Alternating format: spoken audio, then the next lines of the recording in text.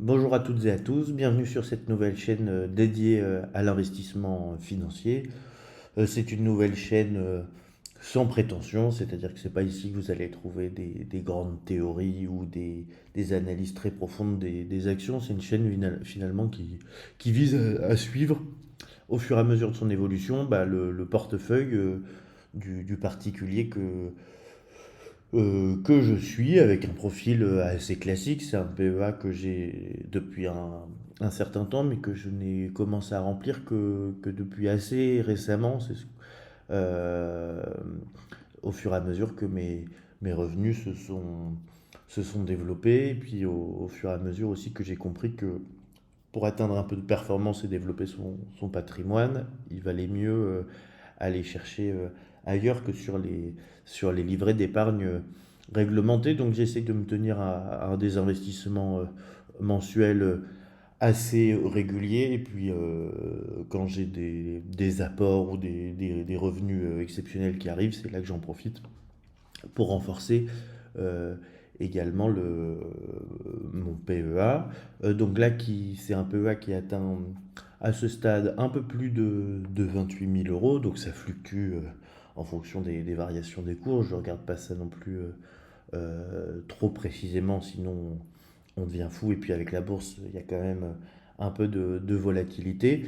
Il est composé justement de d'essentiellement des ETF. Enfin, pour 50%, ce sont des ETF qui reproduisent l'indice MSCI World. C'est une manière finalement d'avoir de la performance, d'être très exposé aux États-Unis, mais pas que, tout en lissant un petit peu la volatilité qu'on pourrait avoir avec un ETF qui reproduirait par exemple le Nasdaq. Et puis, pour 50% du reste du portefeuille, j'ai des actions essentiellement françaises, pour certaines que j'ai depuis longtemps et que je renforce petit à petit, notamment lorsqu'elles me versent un dividende, j'en profite pour réinvestir ce dividende dans l'action et puis renforcer un petit peu ma position. Il y a des actions qui sont un petit peu en souffrance.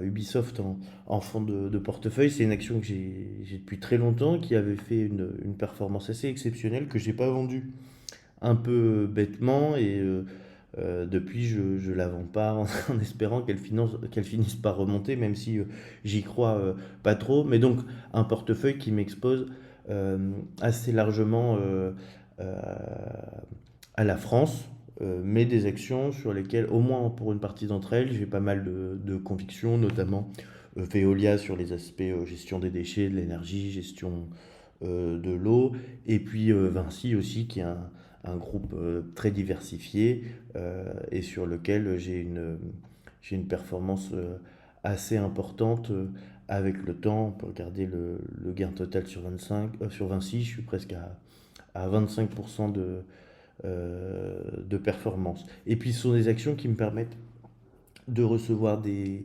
dividendes. Alors c'est sûr que c'est pas nécessairement le plus optimisé sur le plan fiscal, surtout quand on est en France, de recevoir des dividendes. Mais enfin, j'apprécie d'avoir un peu des poches de liquidité qui arrivent, même si elles sont assez modestes pour l'instant, parce que ça donne aussi une liberté pour allouer ces fonds de manière un peu différente à terme. Et l'effet fiscalité, tant que l'argent reste sur le PEA, je le subis finalement pas tellement. Et donc je me suis fait un petit tableau de suivi des dividendes j'ai reçus sur l'année 2025, donc 631 euros de dividendes l'année dernière. Je ne suis pas certain que cette enveloppe augmente énormément au cours de l'année passée, puisque je vais concentrer pour 2026 mes investissements sur des ETF, puisque ce que j'aimerais, c'est que les ETF représentent à la fin de l'année 2026 plutôt une poche qui représenterait euh, 70% de mon portefeuille pour m'exposer un peu moins au contexte économique français. Peut-être en termes d'objectifs aussi de développement du portefeuille. Alors moi j'essaye de faire des investissements réguliers tous les mois. Après, ça dépend aussi des impératifs personnels et des imprévus. Mais j'aimerais, à la fin de l'année 2026, atteindre une enveloppe qui soit de l'ordre de 45 000 euros, c'est-à-dire avec des investissements mensuels de l'ordre de 800 euros par mois. On verra d'ailleurs tout au long de l'année si j'arrive à me tenir à cet objectif. Et puis, avec l'ajout de la performance des différentes actions et notamment des ETF, ça me semble être un objectif relativement euh, atteignable. Et puis là, je me rends compte en fin d'année que j'ai une petite enveloppe supplémentaire à allouer en bourse, puisque je vais réinvestir finalement ce qu'ont produit mes différents livrets, livrets A, livrets de développement solidaire qui sont pleins et qui ont une performance assez modeste. Je vais réinvestir ces intérêts en bourse et donc bon, là, à l'heure où je tourne cette vidéo, les marchés sont fermés, mais je pense les allouer en renforçant de l'ordre de 500 euros finalement cet ETF, qui est l'ETF partenaire de Boursorama, donc sur lequel on n'a pas de frais euh, de trading. Et puis sur les 350 euros restants, je pense que j'achèterai pour 3 actions Vinci, ça représentera un peu plus voilà, de 360 euros.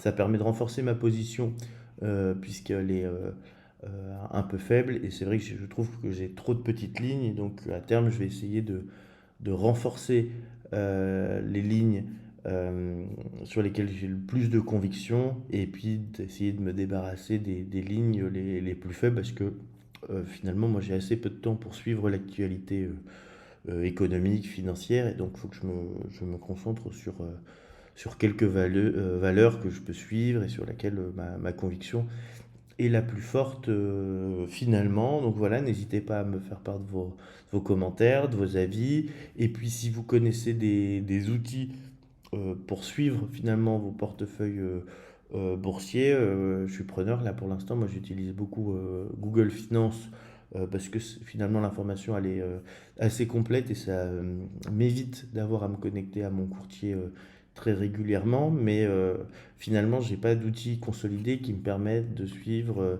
les dividendes à venir, la variation du cours de mes actions. Et donc là, n'hésitez pas à m'indiquer dans les commentaires ce que je pourrais utiliser. Enfin voilà pour cette première vidéo, je vous remercie, à très bientôt pour vous faire suivre les évolutions de ce portefeuille et puis au plaisir de vous lire. À très vite.